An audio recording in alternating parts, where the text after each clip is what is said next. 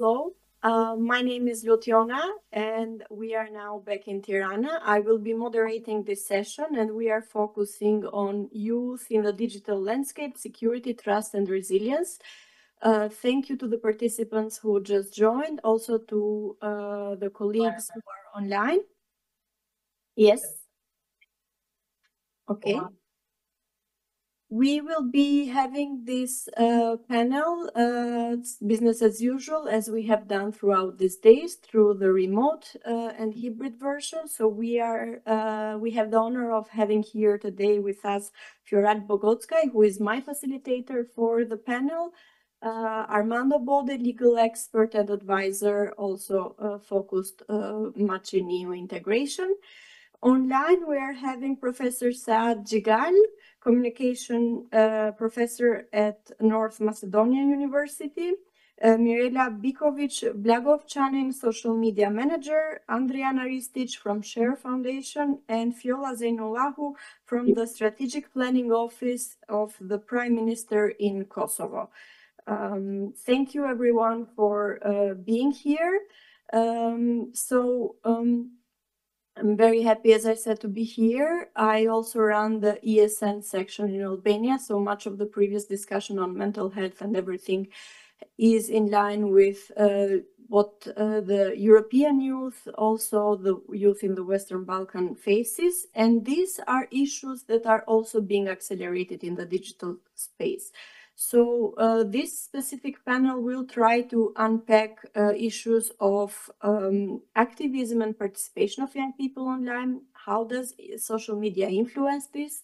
What are the threats? What are legal provisions, but also other mechanisms from civil society from the region to address these threats? And finally, of course, we will have an input on how EU integration helps and supports this topic. I would like to kindly remind panelists who are online to keep it shortly so we can catch up with the time. And I pass the floor to Fjoralbo for a quick summary and overview. Thank you. Hello, everyone. I'm Fjoralbo, researcher at AIEN, and I'll be the facilitator for this panel.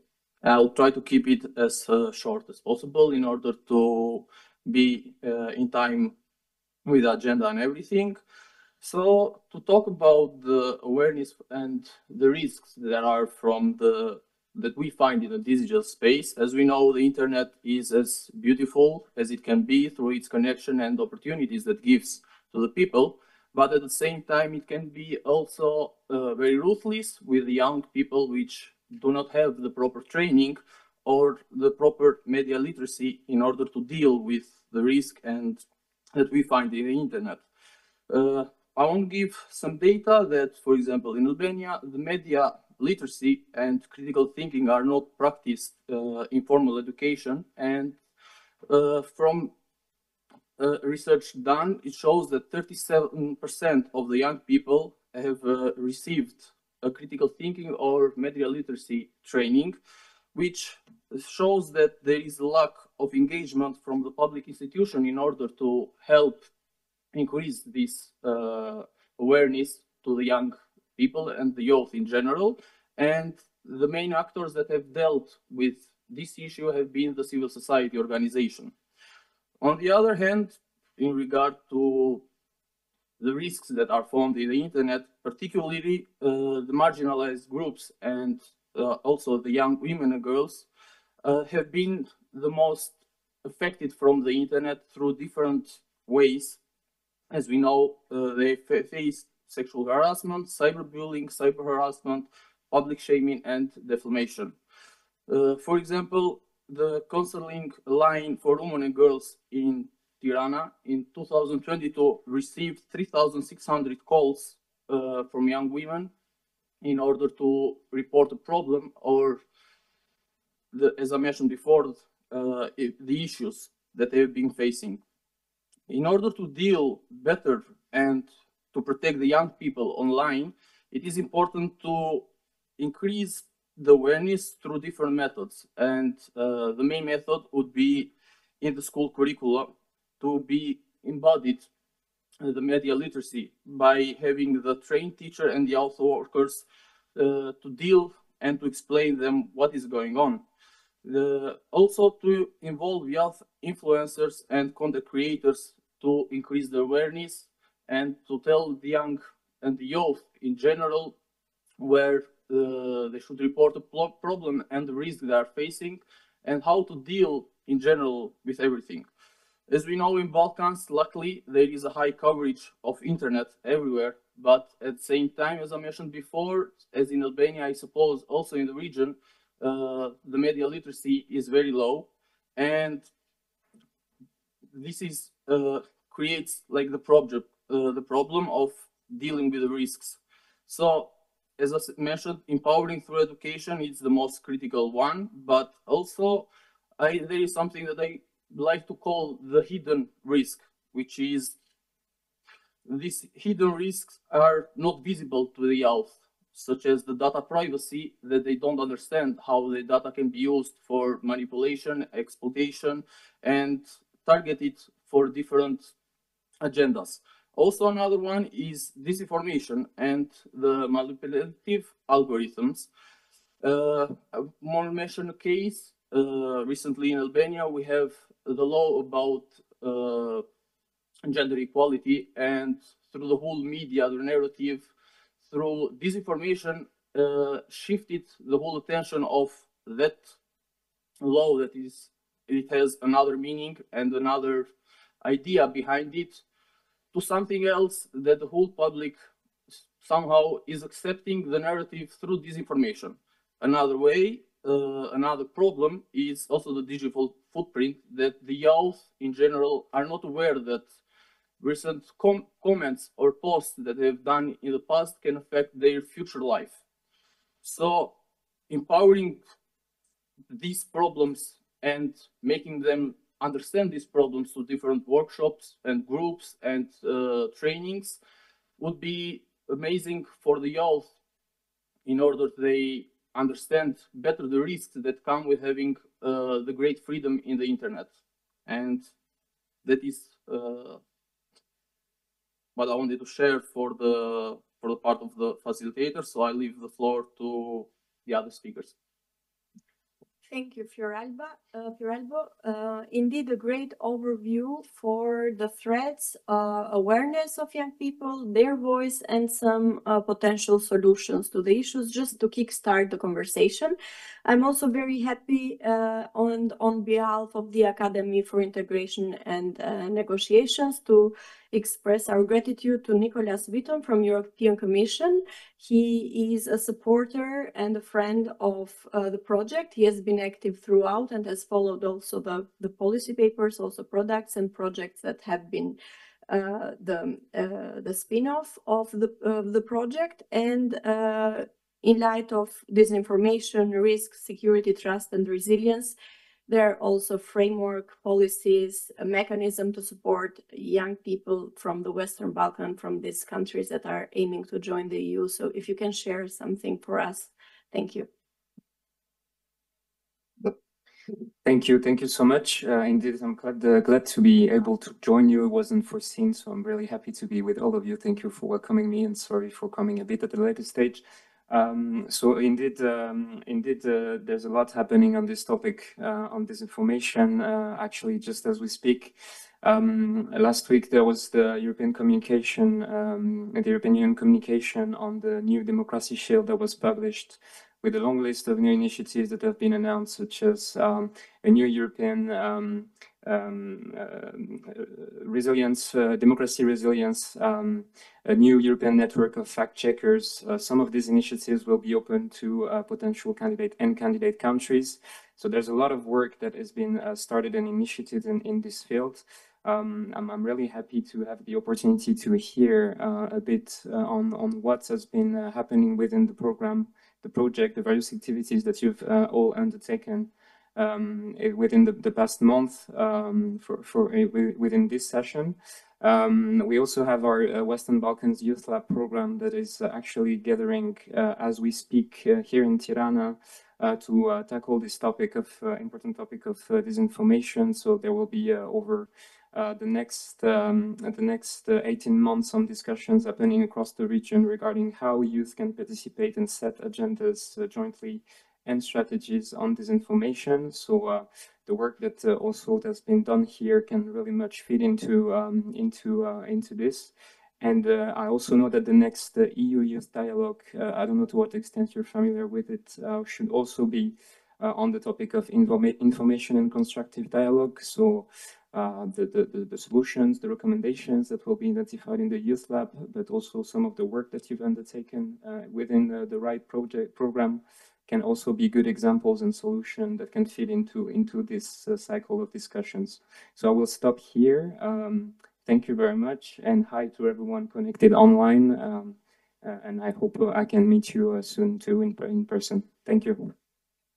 Thank you, Mr. Witton. It's indeed important, the support and all the mechanisms that the EU and the Commission is enabling for the inclusion also of young people from the Western Balkans. And as civil society organization representatives, we are looking forward to provide inputs from the ground to also the EU Youth Dialogue. However, it is important to have institutional support and commitment and political will to the mechanism, so to complement the process and to finally have meaningful and sustainable results. So to this purpose, I would like to go to Pristina now and invite Ms. Fjolla Zejnullahu to share her insights, how in fact institutions and policy frameworks can increase trust among young people in digital processes and public services with the aim to strengthen the trust, improve services and utilization of such services by young citizens through digital sphere in a safe way. Thank you. Thank you so much. So thank you first for having me here, share my contributions and my viewpoints on this very important topic. So I will start off by saying that today's digital world, it gives young people a lot of opportunities by providing them with new ways of learning, of working, of interacting with one another, of sharing, entertainment, etc. But at the same time, it introduces them with new risks and new challenges and new pressures and new expectations. So in transitional processes such as the digital transformation that we are facing now, and also taking into consideration the fact that Kosovo has the youngest population in Europe, with 30% of the population being aged between 50 to 29, it's not only a responsibility, but it's also a necessity to take into consideration and to invest in very coordinated policy framework in order to increase the trust. At the EU level, when we talk about the policy framework of the EU Digital Decade 2030, it sets certain objectives that focus on having a highly skilled digital population, having a safe and secure digital infrastructure and digital space environment, digitalizing businesses as well as digitalizing public services. Kosovo also, at the national policy level, the national policy processes share the same objectives that are tackled through different policy documents. As Strategic Planning Office, we lead and coordinate the process of drafting the National Development Strategy, and this strategy puts the digitalization process at the core and utilizing it through different processes such as for economic development, for health, for the private sector, for culture, but also for education. And when we talk about young people and education and digitalization of the processes, we are now implementing a new initiative, a very important one, which is introducing a new AI platform to the education system in Kosovo. So we are now working on this platform called Zoe, in English Hive, which will enable young people, students from primary education or high school to access information the same way that other classical AI platforms work, but this platform is based solely on Kosovo's education curricula. So the nature of the result is based on this curricula, and the complexity, it's based on the grade. When we talk about the digital space, it's important to also take note that the cybersecurity is also a national priority for Kosovo. And when we talk about the framework, we have the law on cybersecurity and the strategy for cybersecurity. And how it correlates with young people, it's an interesting approach of recognizing the digital skills of young people when it tackles and when it takes notes of the risks of young people also attacking the cyberspace. So not them only being the victim of the digital space, but also the potential of, because of these highly skilled individuals, of experimenting out of curiosity. But at the same time, it seeks to integrate these skills into the system through opening doors for policies to channel these skills in an ethical cybersecurity pathway. So how it does this is through seeking to tailor a program for high schoolers and inspire young people, especially young girls, to pursue a cybersecurity career. We have another, when we talk about policy documents, we have a strategy on youth. So this is a holistic intersectional strategy that intersectorial strategy that puts youth in the center and tackles different opportunities, different challenges, different risks that young people are facing from different fronts. So digitalization being one of them, but not the only one. And when we talk about digitalization, this strategy, it seeks to improve the digital literacy of young people and also provide a safe and secure digital environment. But not only this, it also seeks to develop and to promote a new platform that young people can have access to services for their mental and physical well-being. So this is also a new approach of not only having digital skills literacy, so increasing the awareness and the skills of young people, not only having a secure digital environment, but also using the technological advances for serving the well-being of the young people. But it's important to keep in mind that in this process, when we offer certain services, we need to involve the people that we're offering the services to. So youth involvement is a huge component in this process. And a great example of youth involvement that we are implementing is organizing DigiCamp. So for this year, we organized DigiCamp for the third time in cooperation with DigiSkills Festival. And the concept idea behind it is gathering young people, academia professors, government officials, businesses and entrepreneurs at the same place, and young people through different panels and talks and workshops and hackathons are faced with real life challenges that they give digital solutions to. So this is a great idea of a great example of young people being involved into tailoring these e-public services. So I will conclude with saying that the digital ecosystem, it's not only complex, but it's also changing rapidly. And we need to take this into consideration when to not only build these secure spaces, digital spaces where young people are protected, but also inspire them, encourage them, and involve them to be actors of shaping this digital transformation. Thank you very much. Thank you, Fjolla. Very interesting insights, and it's always important and relevant to have contextual updates from the region or even best practices that might be adopted throughout the region, the same as you explained. Very interesting, the involvement of AI in education. We in Albania launched the AI minister, so we will see how all this unfolds and how all this aligns in light of EU integration. However, similar to EU integration process, which for the region is a whole society process, digitalization is the same at a global scale. And for this, we need inputs and engagement, commitment to have safe spaces from all fields of society, including not only civil society, youth representatives and government, but also private individuals or even private sector. One of the most trendy professions that is increasing now in the region is the influencers, especially those on social media. But however, social media remains, besides stigma, also a powerful tool for youth involvement and commitment. So in this regard, I would go now to Sarajevo and listen to Ms. Mirela Biljković-Blagovčanin from Pitch CE.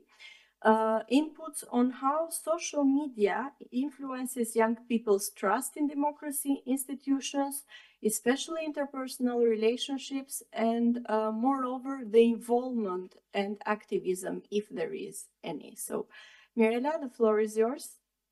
Thank you. Hi, everyone. My name is Mirela Biljković-Blagovčanin, and I will be talking from both sides, actually. I'm someone who is activist, someone who works with youth, and someone who is actually influencer, especially on TikTok and Instagram, and someone who works for others as social media manager, UGC creator, content creator.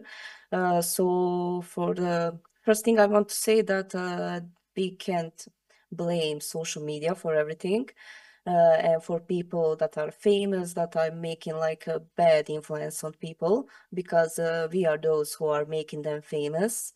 And when we talk about institutions, democracy and trust, we are the one to blame, because we can't talk about these things without talking about our phones, because that's new window to our world, and young people trust more influencers than their parents. And if they have some questions, they want to go to some institution or to the parents, they will Google it, they will use artificial intelligence to ask them something. So we need to adapt.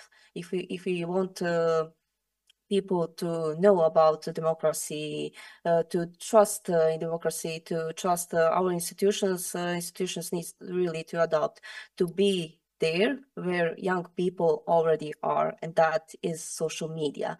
And I personally, I work on some campaigns that are about democracy, fact-checking portals, and the main problem is, as someone who knows how to gain attention on social media, when I work for someone, they don't let me work on the way that I think should be done, and that would go through the young people, and they will listen.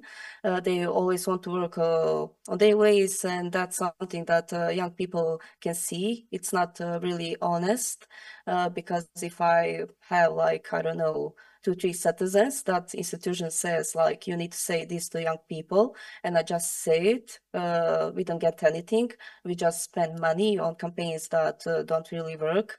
So we really need to focus and listen and see what are actually influencers doing, because we are like losing this battle with them.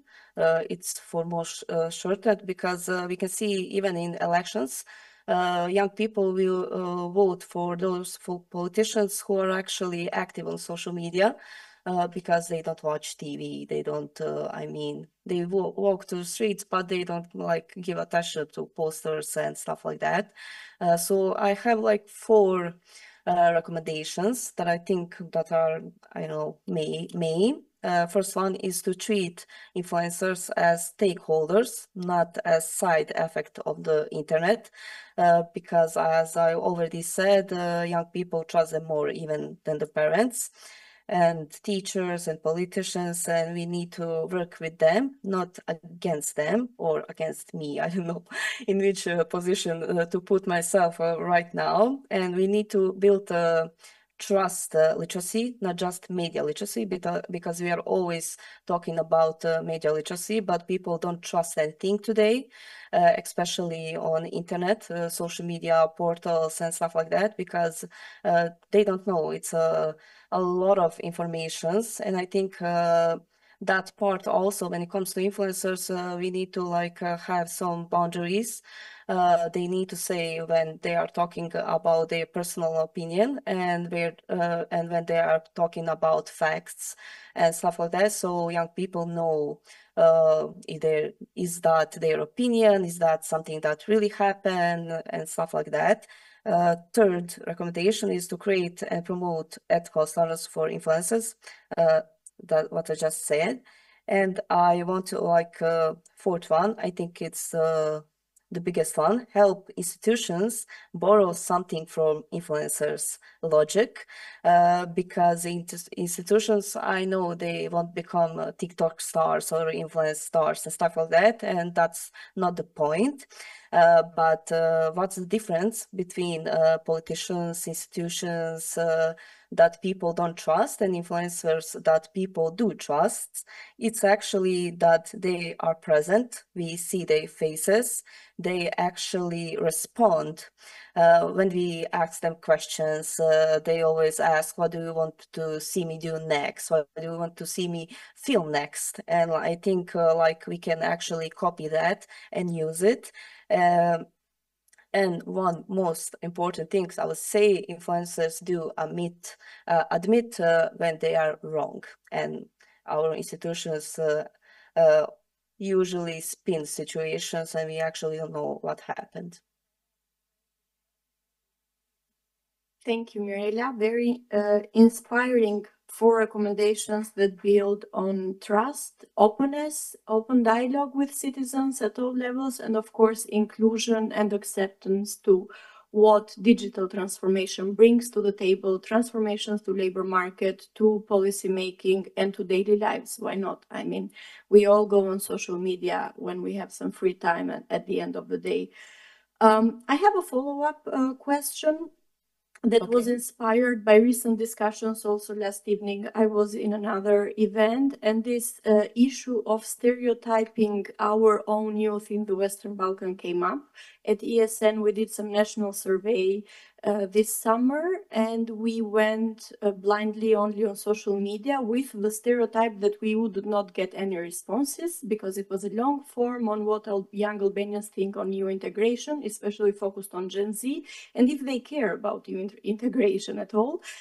Surprisingly, we got 300 responses, and this was without funds, and we are now processing the data and we'll share with all of you publicly. So this rang a bell that actually young people are online and are active, they might need the right incentives. So Mirela, what are some of your concrete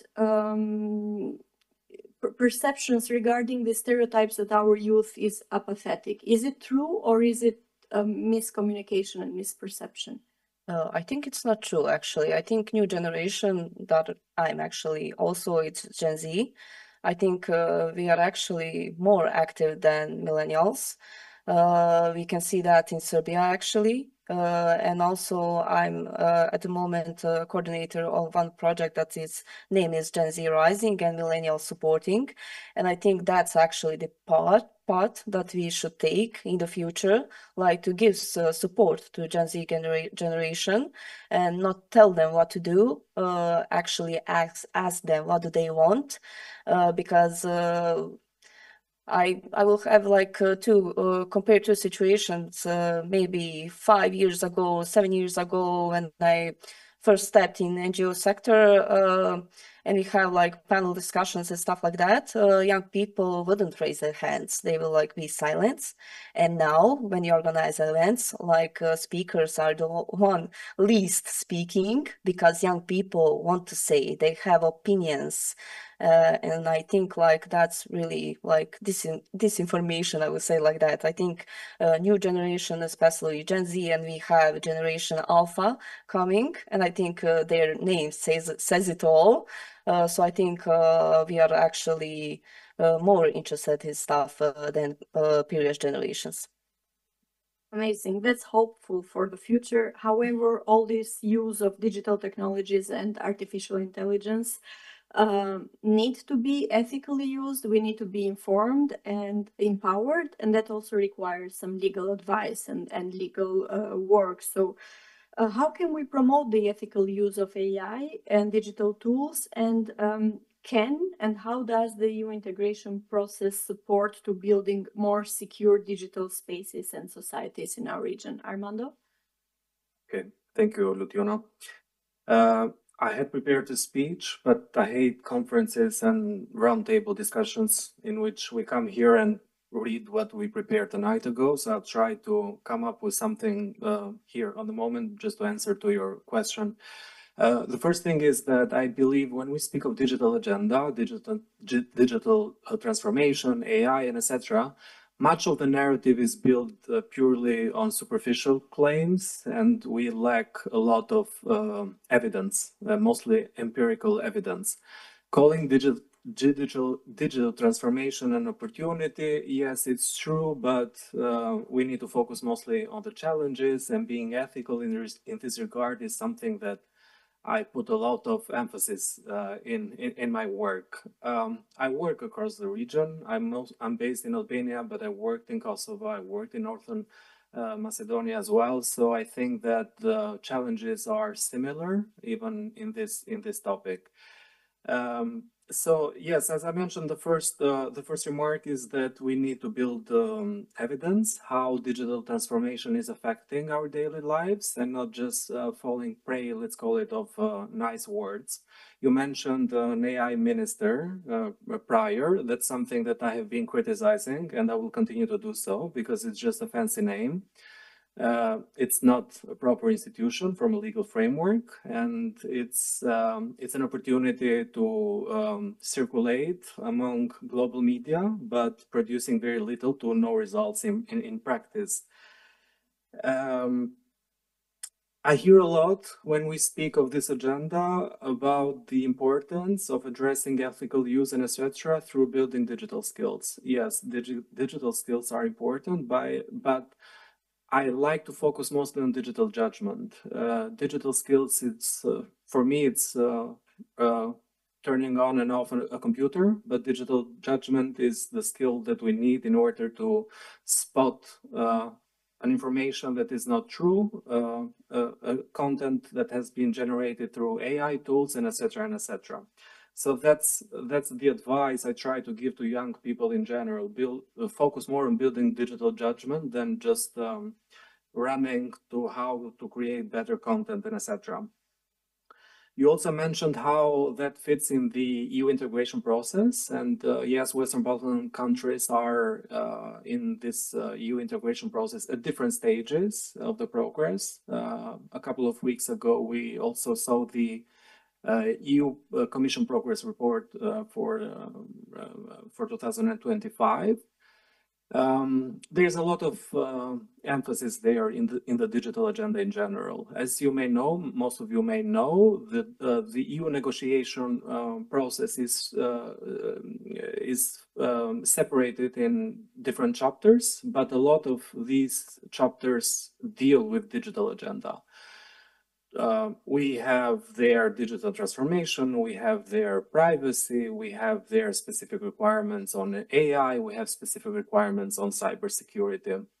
I would like to focus mostly on AI since it has been the hot topic, let's say it, over the past year or so.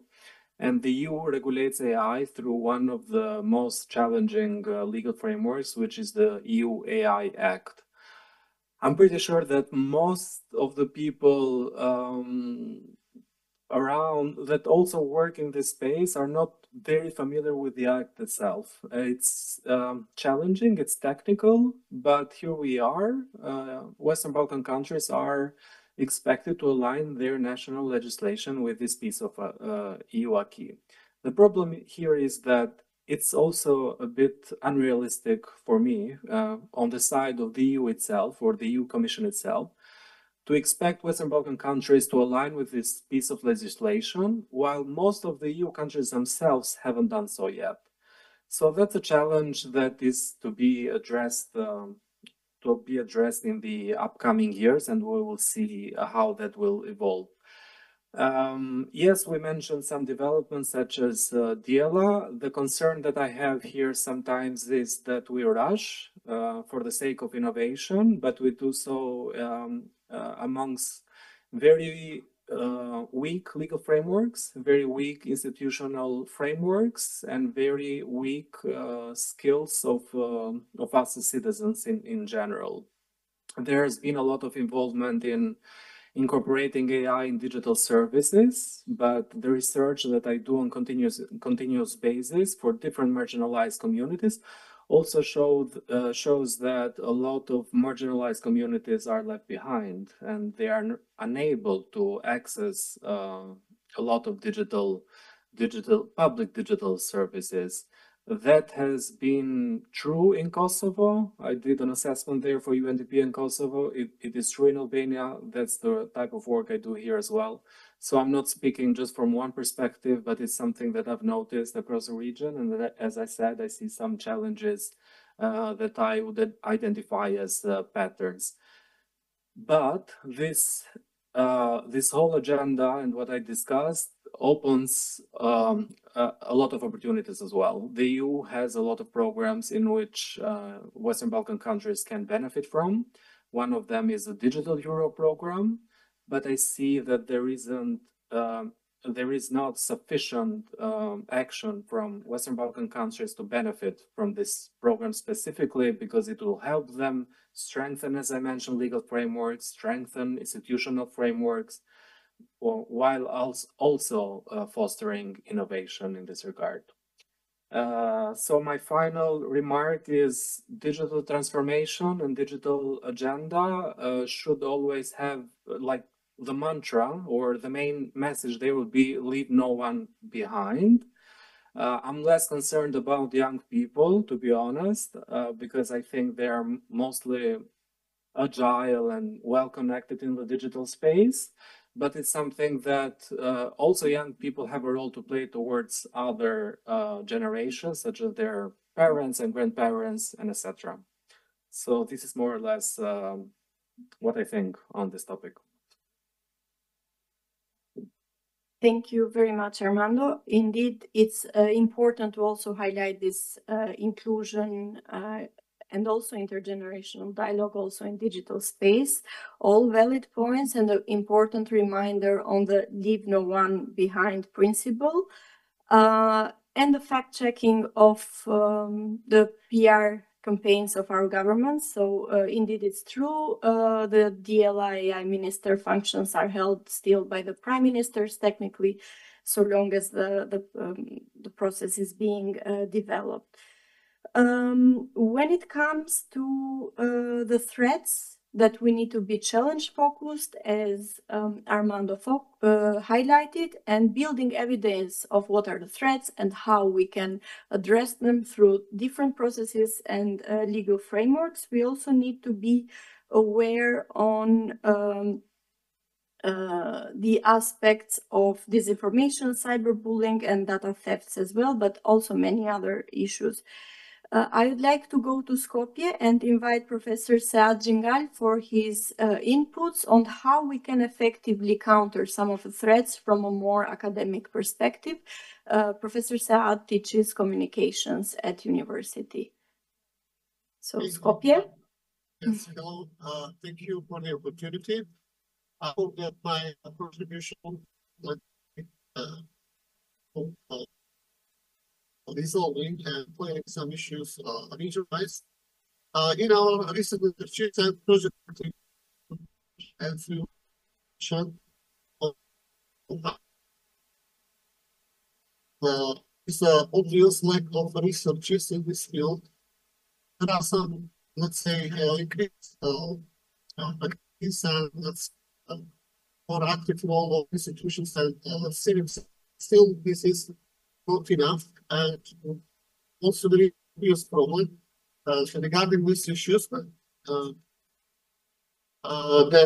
there is no institutional continuity, meaning when we research certain topics and significant issues, it's also a problem of finding data, maybe for 2 decades or so, we have, let's say, active legal framework for public access to information.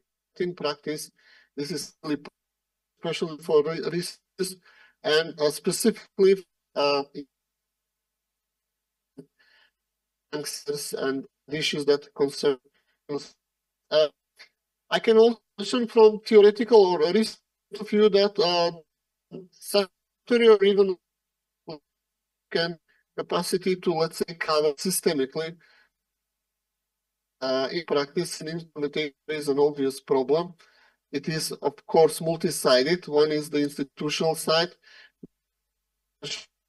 continuity, linking, let's say, professional and quality capacity, but also looking from academic and civic sectors, there needs to be more, let's say, active involvement and on some resolution of these issues. I can maybe just mention a few of them from my notes that there is, let's say, a problem, general problem that we need to deal with, not Macedonia specifically, but it is relevant for the region. This lack of, let's say, the system. So researchers and practice activities, they don't have continuity, don't have, like, integrated more aspects, in the sense that after these projects, most of them do not last, or they after, let's say, their active phases.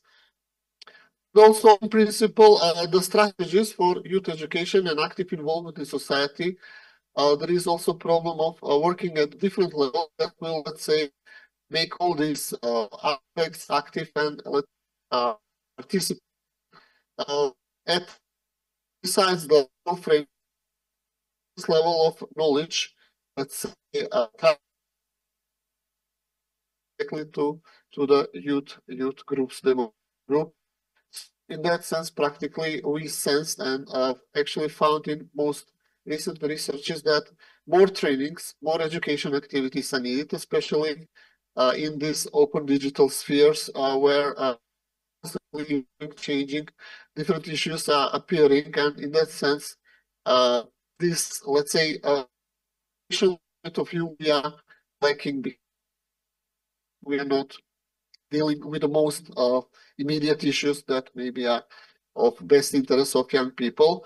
Also, there is problem in educational aspect of institution and academia, including the civic sector, more active and effective involvement in, let's say, transferring or, let's say, helping youth groups and associations getting practical skills in digital spheres in education, but also in their civic activism. So most of these, let's say, activities, programs, content available do not treat enough, let's say, practical skills gathering and practical skills using.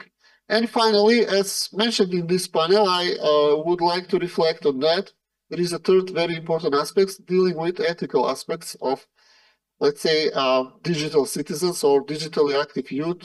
Not enough training, material, content, involvement, all of that. So ethics is, let's say, marginalized, and it is a crucial aspect of any social activity. So if we increase, let's say, content production, active involvement, trainings, all of that, it will greatly contribute to improvement of the ethical capacity of using cyber tools, digital tools for activism, but will also help contribute to one important aspect, which is lacking, at least in North Macedonia. This is the protection of youth online.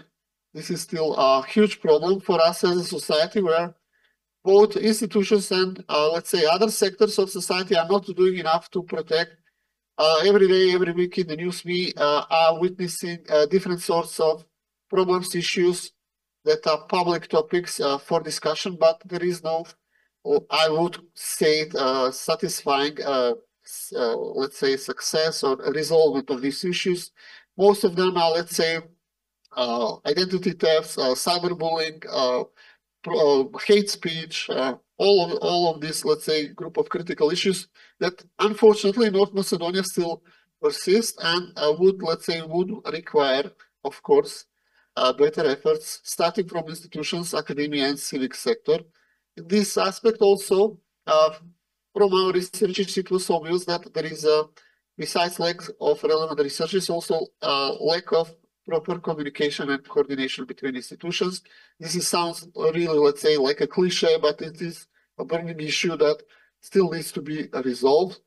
We developed several recommendations and strategies for this. They need to be, let's say, better accepted and practiced by all, let's say, stakeholders. And we have in our society at least a lack of this institutional leadership or social leadership by parties or sides or stakeholders who must take proper, let's say, leader role in these transformations. So as you can see from my brief input, these issues are still very complex, far from resolving, but there are some improvements. Let's say some, let's say, good signs, or let's say, I would call it, let's say, progress resolved. It concerns mainly, probably, yes, this need for change of mentality or civic culture, political culture, media culture, youth culture as well. And me as one as involved in education process, I can confess that or confirm that the youth, these new generations are bringing some new energy, and it is our task as a society and different sectors to use this energy and motivation properly. So I think that things are progressing, but maybe not fast enough, slower than we expect or need. Yes. So that would be my contribution for this part of the panel. Thank you, Professor Dzigal. It's always useful to have concrete recommendations and issues highlighted. And of course, the lack of continuity, follow-up and follow-through of both research, but also development projects that are happening that are often fragmentized, and the need for better coordination in the function of educating and building up citizens that are aware, critical, also highlights the importance of academia, even humanities, in light of the ethical AI usage. So we all need to coordinate better, be more responsible, self-aware on the role, and most importantly, what I like to continue and follow through in what we start together. Finally, for this opening remarks, I would like to invite Ms. Andrijana Ristić from Share Foundation in Serbia to give us some concrete ideas how young people use digital spaces for promotion of rule of law, activism, and especially the inspiring cases of Serbia for bringing youth voices for a year now to public debate is a successful case, I would personally judge. So please, Andrijana, the floor is yours, and we welcome your remarks. Thank you. It's a pleasure to be here speaking to all of you across different cities in different countries in the region. So I just wanted to point out one positive thing that's happening in the digital space when it comes to youth. I mean, in this sea of depressive conclusions we see about cyberbullying, about mental health on social media, of young people, cyber attacks, deep fake videos targeting young women primarily. I just want to point out that, of course, this should be tackled. And I think we should work on it as well. But I think we should also highlight when something positive happens and when young people take charge of a space, such as the digital space in this case. So what we've seen in Serbia, and I think it's not just the Serbia case, it's going around the world right now, young people standing up for what they believe in, basically, for democracy, for rule of law, for all of these EU values we're all chasing for years now. They're chasing it as well. They're asking for justice, accountability, transparency, but they're doing it in a different way than what we've used to see by now. They're basically building or using the digital space to build digital communities. So they're creating all of these trusted profiles, and here I'm mostly talking about the students in Serbia that translated what they did on the streets with blockading the faculties and organizing protests, but they're basically doing the same thing online. They're creating these spaces, these profiles that are trusted by citizens, and they're creating safe space for conversation, for basically mobilization of people, which is very important in these tough times. And basically not only providing information, but also tackling misinformation and disinformation, which is very important.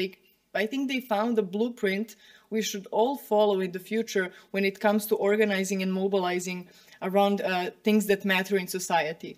So I just want to point out that especially in the context of, let's say, a very limited and politically influenced and controlled media space where we cannot see or reach important information about what's happening in our country, what's happening in our region, amidst all of these political spins that happen and that are aimed at maybe some fostering hatred between the regions. What we see in the digital space with the young people in Serbia is that they gave us this space where they tackle all of this misinformation, where they provide truthful information that could be trusted by citizens, but also citizens in the region as well. And they're tackling these hateful narratives and stereotypes about other countries in the region. And I think this space that they provided is a thing that we should highlight more, and that we as members of the civil society, as or politicians that are in the opposition, can see this blueprint and maybe follow it, how to reach people and how to provide safe spaces in the digital space as well. And another thing I would like to point out as well regarding young people in the digital space is that they're using it to provide evidence for everything that's happening on the streets that cannot reach wider masses. So if we talk about specifically now in Serbia, of course, we are in the middle of huge protests. What we see is young people using the internet, social media, as kind of a timeline of all instances of, for example, police brutality, of political oppression, of all of these things, and they're keeping it online for not only the region to see, but only the world to see. And when it comes time, we'll have this digital trace or digital footprint of everything that happened. And I think this is really important. I think we should learn from this, not just have strategies that are pointed towards educating the youth, but also learning from the youth. Because I think what's happening right now and the way they're using these digital spaces is something that should be studied, that's something that should be basically, let's say, done again and again and again. And I just want to briefly reflect on what Armando was telling us about, is the, let's say, the digital acquis of the EU and how it is translated into the legal frameworks of the countries in the Western Balkans. I will just like to say that the problem is not so much having these laws or translating these laws from the EU level to the country level, but I think what we have most problem as a region is implementation, because behind all of these EU laws, behind the DSA, the DMA, the AI Act, stands a huge machinery of EU mechanisms to keep big platforms and big tech and big companies accountable and to protect citizens online. But what we lack in the region, everywhere in the region, is these implementation mechanisms, because when something happens, when rights of people and young people as well get violated online by these big tech companies, there's no one to protect them, because there's no mechanism or no power in these states to actually hold these big platforms accountable. So what we need to look to is basically trying to integrate into the EU digital single market before, because a lot of countries, unfortunately, in the Western Balkans are not that close to the EU membership. So the first step, I think, should be closer integration with the digital single market of the EU to get those protection mechanisms and to be able to protect the citizens and young people as well with the EU mechanisms before we actually reach the EU. So that would kind of be just my contribution to this discussion, and I'd be welcome to continue this discussion later on. Thank you. Thank you, Andrijana, on highlighting the importance of integrating first digitally and then probably fully. It's a very interesting point and might be food for thought for further discussions and researches, and also for highlighting the importance of positive narratives and positive examples on young people and their community building efforts online or in person. This brings us to finally the point of giving the floor to young people themselves through RYDE project group from Sarajevo called I Would Like to Be in the EU, quite straightforward title, would like to present their own project focusing on youth media network for reforms, highlighting again the importance of narrative, mainstream narratives, positive and constructive ones, but also youth focused. Please, the floor is to I Would Like to Be in the EU.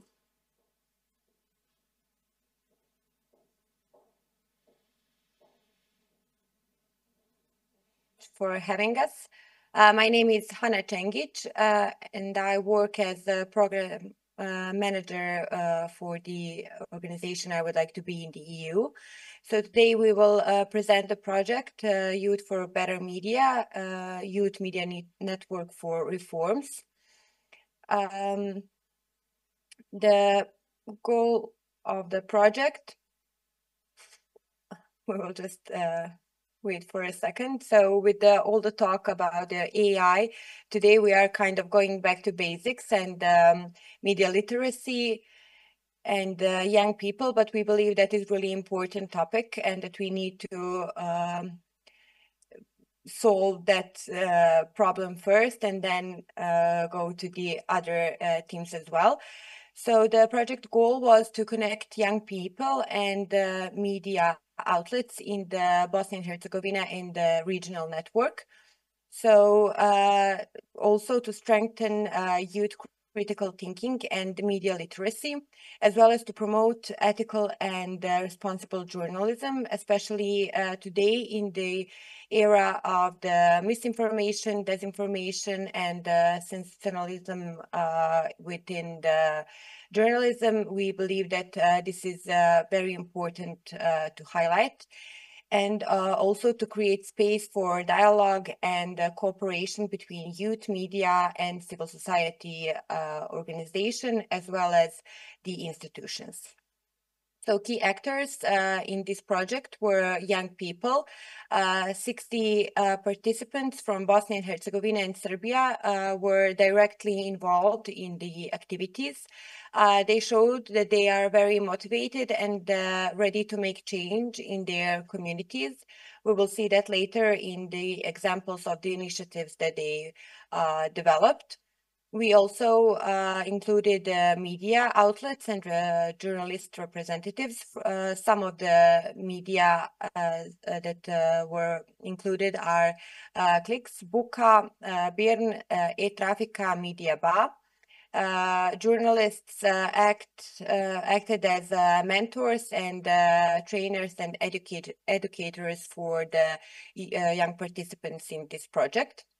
We also had civil society organization, for example, Media Center Sarajevo, Dignitet Mostar, and Munja Incubator, as well as the institutions and representatives from the institutions, for example, Municipality of Breza and Hadžići, and also Ministry of Sarajevo Canton. So main topics that we covered throughout this project are media literacy, civic activism and advocacy, as well as ethical and responsible journalism, regional cooperation and dialogue. And we really saw that young people learned how to use media for social change. So some of the results of the project were that we created a youth network for better media that has more than 80 members. This network now acts as an informal network, and we are gathering new participants continuously, even though the project has ended. So we want to use this network as a platform for the dialogue and cooperation between young people from different cities from Bosnia and Herzegovina, but as well as the other countries in the region. to act in their local communities and to cooperate on some important problems and questions that they recognize that is important for them and for the society overall. So we held 8 events that were training and meetups. And journalists and representatives from the institutions work together with the young people and help them develop 5 joint initiatives with the problems that they recognized in their local communities.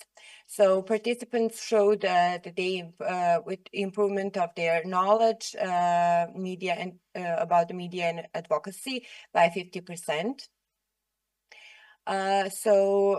Some of the project results also were 78 social media posts. We have reached the 857,000 of users directly on online platforms. We had 2 appearances on the TV stations TV Sarajevo and RTRS with the promotion of the project, the youth initiatives and the results, and also active monitoring via social platforms, Facebook, Instagram, LinkedIn, and X.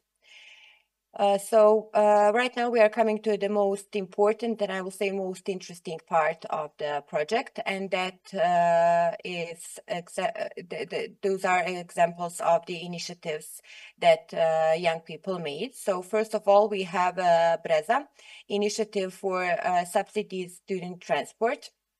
2 young girls, Asja and Leila, that are from Breza, recognize the problem not just for the young people and students from that municipality, but the overall society. Public transport is expensive. The lines are not regular, and that is a problem, especially for students and people who are working in Sarajevo or some other city.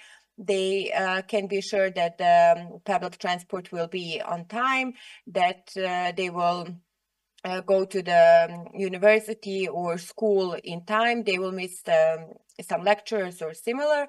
And they made a petition.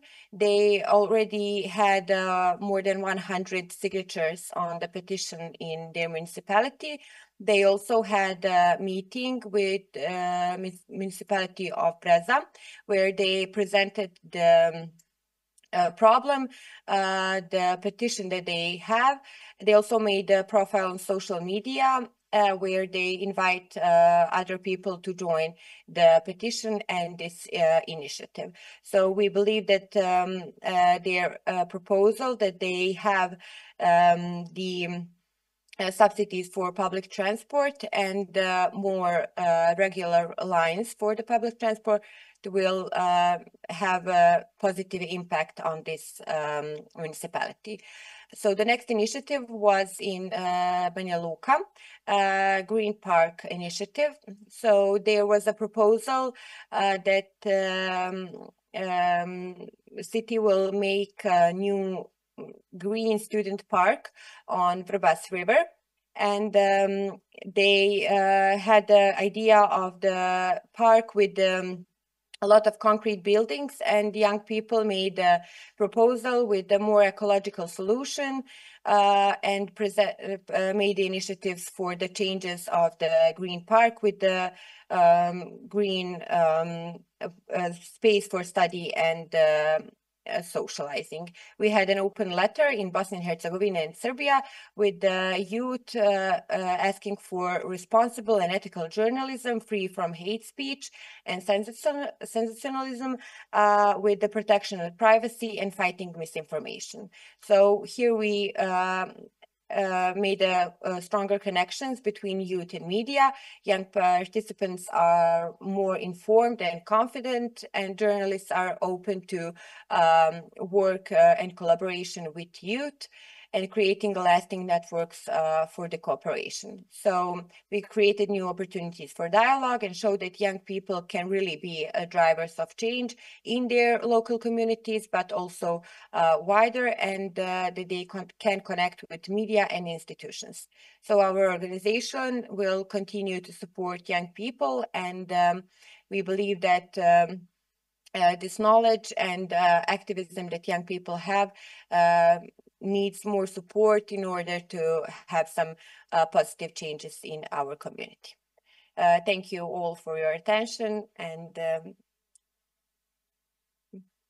thank you for your work and for the bright, youthful ideas you presented.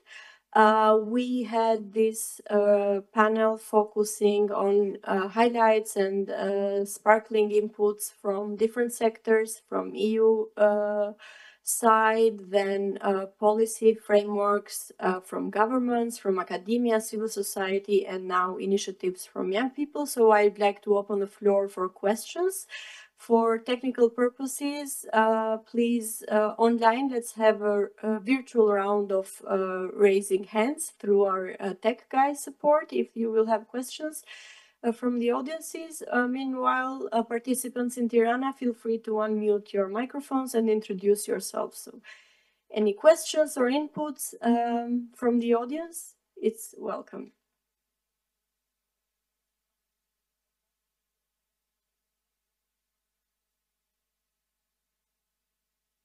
Okay.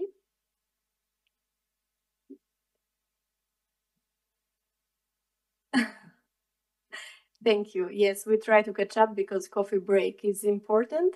So for a well-deserved one. Okay, any other inputs or final round of questions? If not, I'm pretty sure all partners of the project are welcoming inputs and in written form also through the publications and reports of the event that will follow up. So please stay tuned with all organizations involved, and let's go on and promote and embed the synergy and follow-through principles that Professor Dzigal highlighted. If there are no questions or inputs, I give again the floor to my colleague Fjoralbo for a final roundup, and then we go to a coffee break. Thank you. I want to thank all the panelists for all the recommendations and what they explained in different fields of how we should deal with youth and the digital skills and information and awareness, starting from disinformation with the EU communication happening soon with the fact checking, and because it is important to check the source literacy, like who created this information, what is the mission of that information and its bias or not. Also, to move to the other speakers that talked about the transnational process, and it's important to invest on the policy framework to increase the trust and not only to deal with the infrastructure as it's on the other sectors. Also, to the digitalization process in the core of not only the education but also in other sectors such as the health, the economy, the IT, and as mentioned before, the education. On the other hand, which I really enjoyed a lot is the influencers to have a more active role, because as we know, we always are on our phones most of the time, scrolling and listening and reading different information in every social media application. So I do enjoy a lot, and I give like my special thanks about that recommendation, because mobilizing the influencers in order to deal with the digital problems that the youth is experiencing, but not only the youth, because in my opinion the digital issues and problems, they spread out in a much higher age range, not only to the youth. So that is like one of the, to treat the influencers as stakeholders and to increase the trust on them and to work directly. But also another like very good point is what Armando said before, which was the digital judgment, because it is related with any other problems such as disinformation, because not only the skills to enter to the internet, because to enter to the different social media, it's very easy. However, to understand what is presented on you on those social media applications and posts and everything, it's another skill and another level and issue that should be addressed thoroughly, as well as the line with the EU acts. However, I as well understand that just copy pasting those acts and implementing that right away might be a form of a problem, because those acts not only affect the youth but also the other part of our population, and we can say that it's a whole different level of literacy between the Western Balkans and what we have due to our transition period compared to the other EU member states, which have a much higher development. So I do agree that first of all we should strengthen the framework from our states and later to start implementing them. Also, the practical skills and the ethical aspects are not enough, because we need the youth to increase the content production and to deal to the lack of leadership in order to make the youth to have an idea and to have a vision that they should follow in the future. And also the digital space to create the values of justice, transparency, and accountability. And I do thank as well the speaker who presented the case of Serbia, of the youth in this protest, because the blueprint is very beautiful to follow, and it's amazing to track the disinformation and the hateful narrative that they have been experienced from the government attacks, as I've been informed a bit about the issue. So that is all for my recommendations and what you also mentioned before. Thank you. Thank you for Fjoralbo. Again, thank you everyone. Please, a QR code will show up on screen, and it's also printed on the desks from time to time for your feedback. Be as open and honest as you can, so we can continue doing a meaningful work on youth empowerment throughout the region. So thank you everyone. Let's enjoy your coffee, and let's be back at 1:10 p.m. for the sake of the next panel. Thank you.